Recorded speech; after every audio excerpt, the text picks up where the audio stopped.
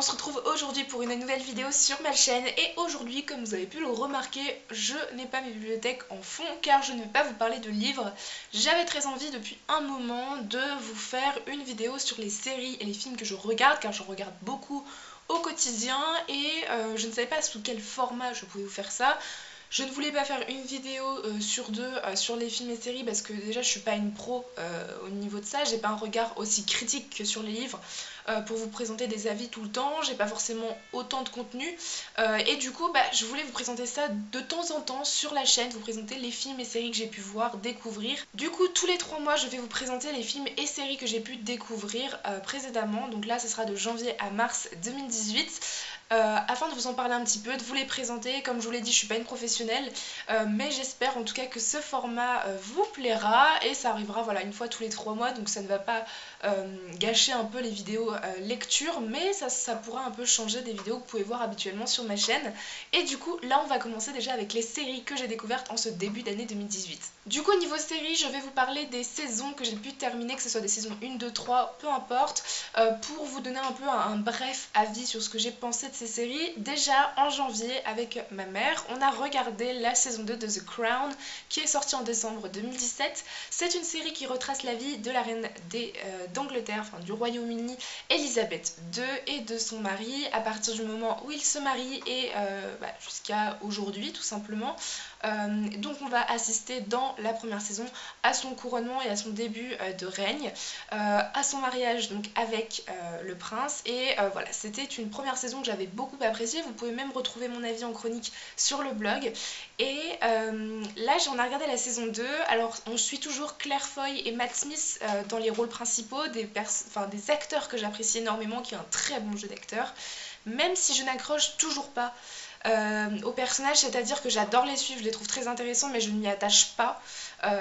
Et j'adore toujours autant cette série. C'est visuellement c'est vraiment cool, on a vraiment cette ambiance, cette atmosphère de l'Angleterre du 20e siècle avec quelque chose de brumeux, un peu pesant, un peu lourd. Tout ce qui se passe au Parlement, c'est très intéressant de ce point de vue là parce qu'on en découvre plein de choses sur les événements qui se sont passés au 20e siècle, Seconde Guerre mondiale, guerre froide, peu importe, il y a plein de choses qui se sont passées en Angleterre. Voilà, c'est déjà, l'histoire est très intéressante, on ne s'ennuie pas au niveau de l'intrigue, on apprend à découvrir de plus en plus les personnages. J'adore l'ambiance, la manière de filmer, voilà, c'est vraiment une série, si vous aimez toute l'ambiance Angleterre 20e siècle, et que ça vous intéresse, que vous êtes vraiment curieux d'en apprendre un peu plus sur la vie de la reine, c'est vraiment une série très très bien faite. Chaque saison retrace une décennie de sa vie et tous les 2 saisons on change, si j'ai bien compris, les acteurs pour qu'on suive au niveau des âges, que ce soit le plus réaliste possible. Donc du coup Claire Foy et Matt Smith ont fait les 2 premières saisons et là pour la 3e saison qui s'annonce en fin 2017 si je ne me trompe pas, et bien on va avoir de nouveaux personnages, enfin de nouveaux acteurs qui vont jouer la reine Elisabeth et son mari. Voilà, donc en gros c'était une série que voilà, j'ai beaucoup appréciée et j'ai vraiment hâte de voir la saison 3. Au niveau de la 2e série que j'ai pu terminer, en tout cas j'ai terminé une saison, c'est la saison 2 de Grimm. C'est une série que vous pouvez aussi retrouver sur Netflix, que je regarde avec ma maman le midi, et c'est une série qui se base sur la réécriture des contes de fées que l'on connaît tous ou de contes de fées qu'on ne connaît absolument pas. En gros, on va suivre Nick qui est un policier à Portland et il découvre dans les premiers épisodes, donc je ne vous spoil rien, de la saison 1, qu'il est un Grimm. Et les Grimm, ce sont des personnes qui battent, qui tuent tout simplement, qui exterminent les créatures qui viennent de ces contes. Ce sont des créatures en fait, des personnes lambda qui peuvent se transformer sans le vouloir ou avec leur volonté en une créature assez étrange. J'essaierai de vous mettre peut-être une photo par là pour vous montrer à quoi ça ressemble. Et du coup il doit exterminer ces personnes là. Évidemment il n'est pas comme ses ancêtres, lui il ne veut pas exterminer s'il ne se passe rien, mais du coup il va y avoir pas mal de crimes du coup vu qu'il est à la police. Il travaille à la police, il va faire des enquêtes sur des crimes et il va se rendre compte qu'il y a beaucoup de créatures qui sont impliquées dans ces crimes. Donc il va mêler voilà, son travail de policier et de crime, et ça va engendrer beaucoup de choses. Donc voilà à peu près le pitch principal pour la première saison. Du coup j'ai vu cette deuxième saison qu'on aime toujours autant avec ma mère. On ne s'ennuie absolument jamais. On a à peu près un épisode, une enquête, mais on a toujours un fil rouge, des choses qui se passent en arrière-plan. Les personnages sont juste géniaux. J'adore le personnage de Nick, de Juliette, de Monroe. Voilà, il y a plein de Hank, il y a plein de personnages qui se rajoutent au fur et à mesure et auxquels on s'attache énormément. Et voilà, on ne s'ennuie pas, c'est très bien fait. Chaque fois, on aime beaucoup essayer avec ma mère de deviner quel conte de fées. Évidemment, on les connaît pas tous, mais il y en a quelques-uns qu'on a découverts. C'est très bien fait, on ne s'ennuie pas, il y a de l'action. Voilà, c'est vraiment une série que j'aime beaucoup. Là, on est à la 3e saison, on est à la moitié de la 3e saison, donc je vous en parlerai sûrement dans la deuxième vidéo sur les séries et les films. Mais en tout cas, voilà, je vous recommande beaucoup cette série si vous lui passez un bon moment. C'est vraiment sans prise de tête, mais c'est très bien fait, très intéressant si vous aimez les réécritures de contes. Évidemment, il y a 6 saisons, mais la première saison, elle fait un peu vieille, dans le sens où c'est pas une série qui est sortie l'année dernière, donc la qualité n'est pas la même, mais au fur et à mesure qu'on avance dans les épisodes, ça s'améliore, et franchement, c'est trop top, je vous la recommande énormément. La 3e série dont j'aimerais vous parler dans cette vidéo, il s'agit de la saison 1 d'Orphan Black, que vous pouvez aussi retrouver sur Netflix. Ici on est sur une histoire de clone. On va suivre une jeune femme, dont évidemment je ne me souviens plus le nom, qui va voir une femme qui lui ressemble trait pour trait, se suicider devant elle en passant sous un train. Voilà, et tout ce qu'elle va trouver à faire, cette jeune femme, c'est de prendre le sac à main que cette femme qui vient de se suicider avait laissé sur le quai et de partir en courant, et en fait elle va lui voler son identité. Et en fait elle va découvrir que c'est pas juste une femme qui lui ressemble trait pour trait, mais qui derrière il y a toute une histoire de clone. C'est une saison 1 qui était assez courte, il y a 10 épisodes, mais on ne s'ennuie pas du tout, c'est assez barré. J'aime beaucoup le fait que l'actrice principale en fait joue plusieurs personnages. Son talent d'acteur est juste ouf, elle change d'accent, elle change d'apparence, elle change de manière d'être. C'est vraiment, je trouve que c'est une actrice accomplie, parce que quand on fait une série pareille, ça demande énormément de travail au niveau du jeu d'acteur, hein. On n'arrive pas juste et on déclame notre réplique. Là c'est vraiment tout un travail de l'attitude et tout, et c'est vraiment c'est un truc de ouf. Voilà, je respecte énormément cette actrice pour faire ça. Au niveau de l'histoire, voilà, comme je vous dis, on est embarqué dans une histoire de clone. C'est très intéressant, il y a beaucoup de rythme, pas mal d'action. Les personnages sont vraiment cool, hein. On a aussi le personnage de la jeune femme qui se rend compte qu'il y a plusieurs clones. Elle est plutôt attachante, et j'aime beaucoup son frère aussi, qui est très attachant aussi, très drôle, qui apporte voilà, cette touche d'humour à l'histoire. Et voilà, c'était une série que j'ai beaucoup appréciée. Il y a 5 ou 6 saisons, je crois qu'il y a 5 saisons, toujours de 10 épisodes.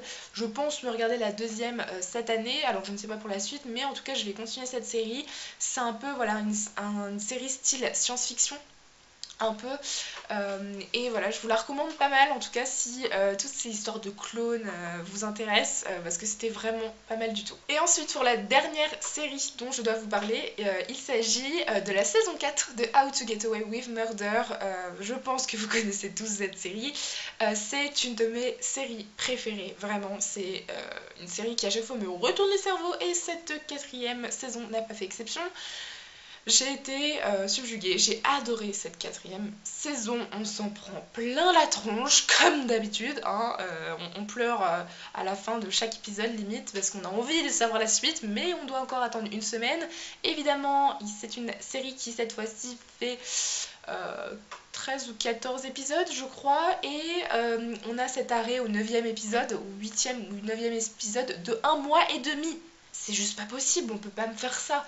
Et s'ils le font à chaque fois, et à chaque fois je suis super frustrée parce que je veux absolument savoir la suite, la fin de cette saison 4. Si des gens l'ont vu, n'hésitez pas à me dire, parce que même si ça fait un peu happy end et tout, il y a des détails comme ça qui arrivent et que tu fais mon dieu, pourquoi? Je veux savoir maintenant, on n'a plus qu'à attendre au septembre ou octobre prochain, ce qui va être très long. Mais en tout cas voilà, c'est une série dont j'adore les personnages. Les acteurs ont un jeu de ouf, j'adore l'actrice Viola Davis, hein, c'est vraiment, je pense que vous l'avez peut-être découvert dans La couleur des sentiments, ou encore Fences qui est sorti il n'y a pas si longtemps que ça. Et c'est une actrice, mais que je trouve mais accomplie, elle est vraiment géniale. Elle a un jeu d'acteur auquel j'accroche totalement, je suis totalement attachée à ce personnage. C'est une femme badass qui ne se laisse pas faire. Voilà, j'ai adoré ce personnage. Les Keating Five, comme on dit, c'est les 5 étudiants qui vont suivre Annalise, sont juste géniaux aussi. Voilà, j'adore suivre leurs histoires, que ce soit histoire d'amour, histoire d'amitié, que leur implication dans leur travail, dans les études, c'est juste génial. J'adore suivre ces personnages qui ont vraiment créé un très bon lien entre eux dans cette série. En tout cas, voilà, je vous recommande énormément cette série. Il y a beaucoup de rebondissements, on ne s'ennuie absolument jamais. En plus là, vous avez 4 saisons et vous n'avez pas à attendre entre chaque. Donc vous pouvez vraiment toutes vous les enchaîner, c'est extrêmement addictif. À chaque début et fin d'épisode, vous avez des éléments qui se rajoutent.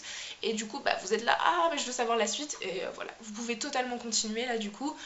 C'était vraiment génial, je vous la recommande énormément. Ensuite, on va passer brièvement aux films que j'ai pu voir. Je vais très régulièrement au cinéma avec ma famille et du coup je vois beaucoup de films au cinéma. J'en vois très peu chez moi finalement. Du coup, en janvier, j'ai vu déjà Pitch Perfect 3, j'avais vu les 2 premiers et j'aime beaucoup tout ce qui est un peu comédie musicale. Là, j'aime beaucoup le fait que ça soit a cappella. Dans ce 3e volet, j'ai pas été très emballée par l'intrigue, voilà, que j'ai pas trouvé dinguissime. En général, je m'attache pas trop au personnage non plus, mais j'adore l'ambiance avec les musiques, ça donne un peps de ouf et voilà, c'est un peu le point positif de ce 3e opus, c'est les musiques que j'adore toujours autant. C'est sympa, c'est une comédie sympathique, un peu à l'américaine, rien d'exceptionnel clairement, mais j'aime toujours autant les musiques. Mais bon voilà, ça boucle un peu la trilogie de Pitch Perfect que je vous recommande beaucoup si vous aimez un peu voilà style comédie musicale. Je pense que ça pourrait vous plaire. Ensuite, au mois de février, j'ai eu l'occasion de voir 3 films au cinéma. J'en avais vu qu'un seul en janvier, donc je me suis un peu rattrapée au mois de février. Et tout d'abord, j'ai découvert un de mes plus gros coups de cœur de cette année, je pense, qui est Pentagon Papers, donc qui est un film qui est joué avec Meryl Streep et Tom Hanks. Je pense que vous en avez peut-être entendu parler. Ici, on va suivre l'affaire des papiers concernant la guerre du Vietnam. Qui ont été cachés donc, par les représentants du gouvernement, etc. Et qui vont être découverts voilà, par la presse. Et ça va lancer tout un truc, toute une affaire concernant ces papiers qui montrent qu'en fait la guerre aurait pu être arrêtée, on va dire abdiquée par les Américains bien avant, et que là on en voit encore des gens au front qui se font massacrer alors qu'ils n'ont plus de chance en fait tout simplement de gagner cette guerre. Et c'était juste génial, les jeux d'acteurs sont ouf. Voilà, Tom Hanks et Meryl Streep, j'ai adoré. Alors j'ai préféré Meryl Streep parce que c'est vraiment une femme indépendante qui se fait une place dans un monde, dans un univers où les hommes sont là le plus, on va dire, où les hommes s'imposent en fait tout simplement. Il y a plein de notions de féminisme qui sont là, il faut le dire. J'ai adoré l'évolution de ce personnage qui au début écoute plus ce qu'on lui dit plutôt que d'écouter ce que elle veut faire. Et finalement, au fur et à mesure de cette affaire, ça lui permet de se libérer, de se dire mais en fait c'est moi qui gère ce journal parce qu'on suit le Washington Post, je crois que c'est ça. Et elle dit ah oui mais en fait c'est moi qui gère ce journal, donc je fais ce que je veux, je prends les décisions, j'ai pas besoin d'avoir 15 mecs vieux de 60 balais qui vont aller me dire ce que je dois faire, bien macho et tout. Et voilà, j'ai adoré ce personnage. Le personnage de Tom Hanks, j'aime beaucoup aimer leur relation en fait. C'est pas une relation amoureuse mais c'est vraiment une relation professionnelle, mais ils sont vraiment complémentaires et ça j'ai vraiment adoré ces deux personnages. L'intrigue elle monte crescendo, on nous explique un peu tout ce que c'est, tout ce qu'est l'affaire Pentagon Papers au début, et ensuite au fur et à mesure qu'on découvre l'affaire et le scandale que ça fait, et voilà c'est génial, ça monte en pression et c'est vraiment trop bien. Pour ce qui est voilà, il y a des notions de féminisme qui sont développées, mais on découvre aussi tous les coulisses des journaux américains durant les années 70. La fin est juste géniale, sincèrement, j'ai trop aimé cette fin qui m'a totalement surprise. Et voilà, c'était un film que j'ai adoré. Vous pouvez retrouver ma chronique beaucoup plus détaillée sur mon blog, mais je vous le recommande énormément, c'était un gros coup de cœur cinématographique. Ensuite, après avoir vu Pentagon Papers, nous sommes allés voir The Greatest Showman. Je pense que vous en avez tous entendu parler, vous êtes même tous allés le voir. C'est une comédie musicale qui tourne autour du cirque, autour de la différence, autour de l'acceptation de soi. C'est un film très... comment on peut dire ça qui est très positif en fait. Il y a peu de choses qui se passent de négatif, mais il y a beaucoup de messages qui sont très intéressants. Il n'y a rien d'original en fait dans l'intrigue en elle-même, mais il y a toute une ambiance, une atmosphère qui a fait que ça a été un coup de cœur pour moi. J'ai tout d'abord adoré les musiques, je pense comme beaucoup, je les écoute en boucle parce qu'elles me donnent la pêche, je les connais par cœur, à chaque fois j'ai trop envie de danser, de me lancer, ça me motive de ouf. Voilà, juste les musiques sont géniales. Au niveau de, voilà, de l'intrigue, elle n'a rien de très original, mais tous les messages qui sont partagés, diffusés à travers ce film sont très intéressants sur l'acceptation de soi, la différence, l'ambition. Voilà, ce sont des messages, je pense, qui parlent un peu à tout le monde et je les ai beaucoup appréciés. On a toute cette atmosphère du cirque qui se rajoute à ça et qui est très intéressante, qui donne beaucoup de couleurs, je trouve, au film, beaucoup de vivacité et d'énergie. Et voilà, j'ai beaucoup apprécié aussi ce point de vue-là. Au niveau des personnages, on suit Hugh Jackman, qui, je ne sais plus comment il s'appelle dans le film, mais joue le mec qui a de l'ambition, va avec sa première amoureuse, sa femme, qui est devenue sa femme, créer un cirque, parce qu'il va être renvoyé de son travail. Et ça va être très laborieux, ça va pas être simple, ça va pas être génial dès le début, mais on va suivre du coup ce personnage auquel on s'attache beaucoup aussi à sa femme. Moi je me suis aussi beaucoup attachée au personnage qui est joué par Zac Efron et au personnage qui est joué par Zendaya et qui font un duo de malades dans la chanson Rewrite the Stars. Je pense que vous savez tous de quoi je parle, hein. Le duo un peu volant avec les trapèzes et tout, je trouvais ça juste sublime. Voilà, c'est un film qui fait du bien, tu ressors de là, t'es motivé, t'as le sourire, t'as plein de bonheur, t'es très contente de l'avoir vu. Et voilà, c'est un film qui donne la pêche et je vous le recommande énormément pour ça. Ensuite, à la fin du mois, je suis allée voir Black Panther, donc le tout dernier Marvel, que j'étais un peu obligée d'aller voir puisque je ne voulais rien me faire spoiler avec la sortie d'Avengers 3 Infinity War au mois d'avril. Et j'ai adoré ce film. Je partais très sceptique parce que la bande-annonce ne m'avait clairement pas convaincue. Je trouvais le fait de développer le continent africain très intéressant, mais c'était tout. Voilà, clairement, je n'avais pas forcément accroché au personnage dans la bande-annonce. Et en fait, j'avais totalement faux. Il faut le dire, c'était juste trop bien. Déjà, je me suis absolument pas ennuyée comme je le pensais, hein. Je pensais vraiment qu'on allait retomber sur un schéma qu'on avait déjà vu dans les Marvel, pas très original. Alors, c'est vrai que l'originalité de l'intrigue, elle est pas dinguissime, mais on ne s'ennuie pas. Il y a des scènes de combat qui sont juste trop top, hein. Moi, je me rappelle de la scène de la voiture quand ils sont en Corée, je crois que c'est en Corée. C'est un truc de fou. Et voilà, j'ai adoré cette intrigue qui finalement s'est révélée beaucoup plus intéressante que je ne le pensais. Au niveau des personnages, on va dire que j'ai pas trop accroché au personnage de Black Panther. C'est un personnage qui est sympa, qui est très courageux, très badass, hein, ça y a aucun problème, mais je m'attendais à un personnage avec un peu plus d'humour. Voilà, je voulais quelqu'un qui, du coup, j'ai aimé le suivre, mais je m'y suis pas attachée parce que je l'ai trouvé beaucoup trop sérieux. Mais par contre, ce film fait enfin une vraie place, hein, j'insiste sur le vrai, une vraie place aux femmes badass. Voilà, j'ai été juste trop surprise de voir autant de femmes dans ce film qui ont les rôles principaux et secondaires et qui niquent tout simplement. Elles sont super badass, fortes, elles ont de la répartie, elles ont de l'humour, elles sont intelligentes, c'est un truc de fou. Et j'étais là, merci, enfin on a des femmes qui représentent ce qu'on a envie de voir dans les films de super-héros, parce que c'est bien gentil, mais pour le moment on n'en avait pas des masses, hein. On avait Gamora, on avait Black Widow, on avait aussi la fille dont je me souviens plus, mais dans Avengers qui a des pouvoirs, mais alors... on n'en a pas des masses, hein. J'en ai peut-être oublié, mais en Marvel film, c'était assez succinct quand même. Et là, moi, truc de fou, on avait plein de personnages que j'ai juste adoré. J'essaierai de vous mettre des photos des personnages féminins juste badass et qui le montrent énormément. Je me suis beaucoup attachée à ces femmes que j'ai hâte de retrouver dans Avengers 3 parce que je sais qu'elles y seront. Voilà, c'était des personnages du coup que j'ai surkiffé tout simplement. Pour ce qui est de l'univers, et ça c'est ça qui a réussi à me convaincre encore plus, c'est qu'on va avoir un mélange entre mythologie africaine et technologie, et ça c'est un truc de fou. J'ai adoré le fait qu'on mélange les légendes africaines et visuellement c'est juste super bien fait, hein. Quand on nous explique tout ce qui se passe avec une sorte de sable qui est pris pour modeler des personnages, des paysages et tout, ce passage là je l'ai adoré.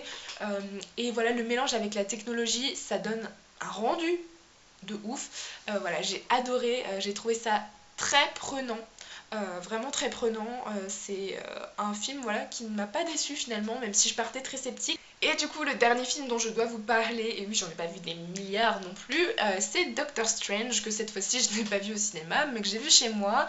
C'était le dernier Marvel que je n'avais pas vu finalement dans la liste, hein. Je me suis fait une liste, j'ai regardé la liste des Marvel que je n'avais pas encore vu, et finalement il en restait qu'un. Donc je me suis dit que c'était pas mal de le voir avant de voir Avengers 3, où il va y avoir je ne sais combien de personnages.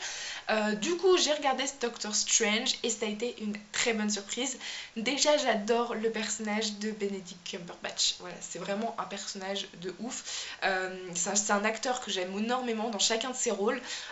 Et ici, je l'ai adoré dans son rôle de magicien. Ici, on va suivre un médecin qui va tout simplement avoir un accident et va perdre l'usage de ses mains. Sauf que quand on est chirurgien, si on n'est pas précis avec ses mains, impossible de travailler, et du coup il va devenir un peu fou, tomber dans la dépression, et on va lui conseiller d'aller voir une femme, un maître en fait tout simplement, qui va l'aider à faire une rééducation mais assez spéciale, et il va tomber dans tout un monde de magie, il va devenir un sorcier, hein. Je ne vous spoil rien parce que je pense que tout est dit dans la bande-annonce, c'était vraiment un film que j'ai beaucoup apprécié, qui est très très différent des Marvel, j'ai trouvé. Là on part plus sur quelque chose de mystique, de plus profond, à psychologie. On a un visuel qui est juste génial, hein. Moi j'adore la scène au début, on voit les rues de Londres qui se tordent dans tous les sens. Même à la fin on a, alors je ne sais plus dans quelle ville asiatique, mais tout un monde qui se tourne dans tous les sens. C'est tout un visuel qui est vraiment génial et qui est très prenant en fait. J'étais vraiment prise dans le film, j'essayais de capter chaque détail et c'était très intéressant. J'aime beaucoup le personnage de Doctor Strange, un peu ironique, très sérieux, mais voilà, c'est un personnage très courageux. J'ai beaucoup aimé ce personnage, avec une petite pointe d'humour mine de rien qu'il cache assez bien. Au niveau de l'intrigue, je l'ai bien apprécié aussi. Alors ça reste évidemment, c'est un Marvel, c'est pas recherché au maximum, il n'y a pas des retournements de situation tout le temps, mais on ne s'ennuie pas, il y a du rythme, voilà, il y a de l'action, des moments où on explique un peu plus les choses, voilà, donc c'est assez bien dosé, mais c'est un Marvel, je n'en doutais pas. Voilà, j'ai beaucoup aimé ce film. Je pense qu'il y en a un deuxième normalement qui sort, mais cette fois-ci en 2020, donc on va devoir attendre un moment. Mais en tout cas, j'ai hâte de retrouver ce personnage dans Avengers 3. Je sais que j'en parle beaucoup de ce film, mais j'ai très très hâte de le voir. Voilà, j'y serai aux premières loges. Et voilà, j'adore le personnage, j'adore les films Marvel tout simplement, donc j'ai hâte de voir ce film. En tout cas, je vous recommande beaucoup Doctor Strange. Voilà tout le monde, cette vidéo est terminée, j'espère qu'elle vous aura plu. Alors je pense qu'elle est un peu longue quand je vois le nombre de minutes que j'ai passé à parler de ces séries et films. J'espère que ça ne vous dérangera pas trop, de toute façon c'est une vidéo tous les 3 mois environ. Voilà, donc j'espère que cette vidéo vous aura plu. N'hésitez pas à me dire en commentaire si vous avez vu une de ces séries ou un de ces films, si vous avez envie d'en parler.